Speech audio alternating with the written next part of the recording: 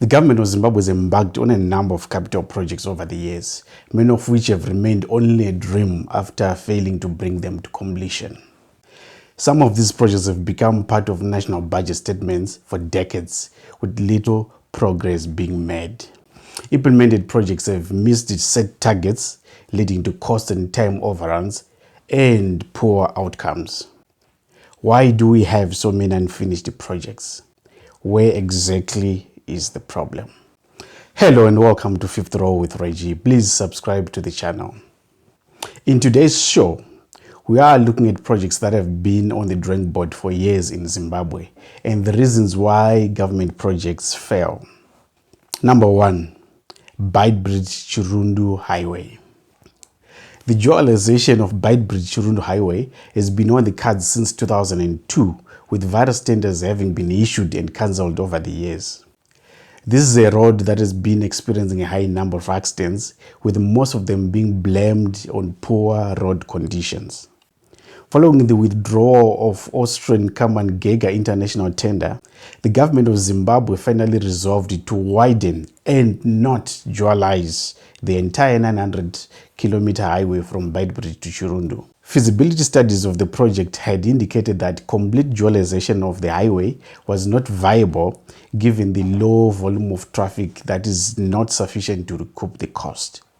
To be viable, the highway would require 6,000 vehicles paying toll fees daily at all toll gates. The current average traffic on Beitbridge-Masvingo-Harare Highway is 2,600 vehicles per day and 1,040 vehicles on Harare-Chirundu Highway per day. As a result, the road will now be widened to 12.5 meters and overtaking lanes being created at various intervals. Dualization will only be carried out on 10-kilometer stretches as one enters and exits towns. This is meant to manage congestion. Local contractors are now being used for the project, and we are waiting to see if this project will be successful. 2. Matebele and Zambezi Water Project. This is an ambitious project that seeks to end perennial water shortages affecting Bulawayo and the region by bringing water from the mighty Zambezi River to the city. The project was first mooted in 1912, more than a century ago, by the Rhodesian government. The project consists of 3 phases as follows. Phase 1. Construction of a dam at the confluence of Gwai and Shangani rivers, and this has been named Gwai-Shangani Dam. Phase 2. Construction of a pipeline from Gwai-Shangani Dam to the city of Bulawayo. Phase 3. Construction of pipeline from Zambezi River to Gwai-Shangani Dam. The construction of Gwai-Shangani Dam, which is phase 1, began in 2004 and has been hampered by lack of funding. $90 million is required for completing phase 1, with the whole project costing approximately 1.2 billion United States dollars. The shortage of water has partly been blamed for the deindustrialization of Matebeleland region. Number 3, Jatropha biodiesel plant in Mount Hamden. This is a project that was commissioned in November 2007 when the country was in the middle of a biting fuel shortage. The multi-million-dollar Jatropha processing plant in Mount Hamden was hyped as the first of its kind in Africa. The plan was to transform farmlands in Zimbabwe into oil field. However, the project suffered a stillbirth and the plant is now a white elephant. The company that had been tasked to contract and buy Jatropha has since abandoned the project, leaving farmers who had embarked on the project with no market for their produce. Number 4. Harare-Chitungwiza Railway Line. The Harare-Chitungwiza Railway project has been on the cards for more than 3 decades now. The initial project assessment was undertaken by Richard Barrett Traffic and Transport Associates Limited in October 1986.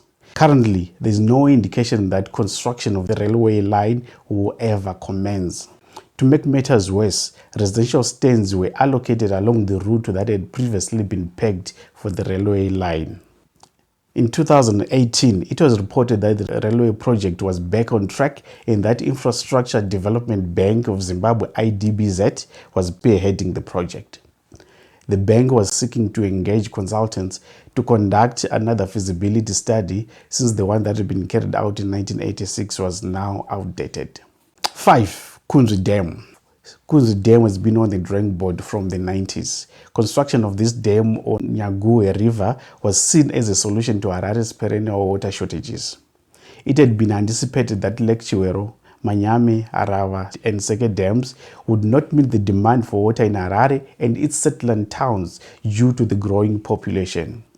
Kunzi Dam was also seen as a means to save on water treatment costs, as it is more upstream than the other dams that are downstream and suffer from pollution.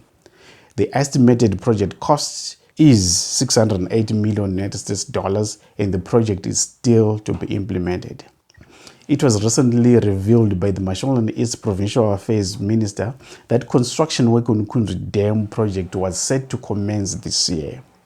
It is still to be seen if this project will ever see the light of day.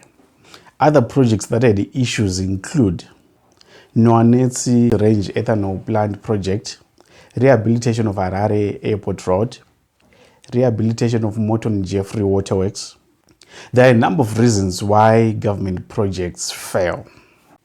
Lack of funding has been cited by the government as the major reason for failure to implement projects. However, there are widespread suspicions that funds are being misused and diverted to other uses. Secondly, poor initial business case. A business case provides justification for undertaking a project, program, or portfolio. It evaluates the benefit, cost, and risk of alternative options and provides a rationale for the preferred solution. This is, however, not the case with some government projects, as they are implemented for political and not economic reasons. Thirdly, inadequate stakeholder engagement. Failing to identify and engage the right stakeholders could potentially result in project going over budget, missing important deadlines, wasting time and energy of people delivering the project, and ultimately the project fails and is shelved. Fourth is scope creep.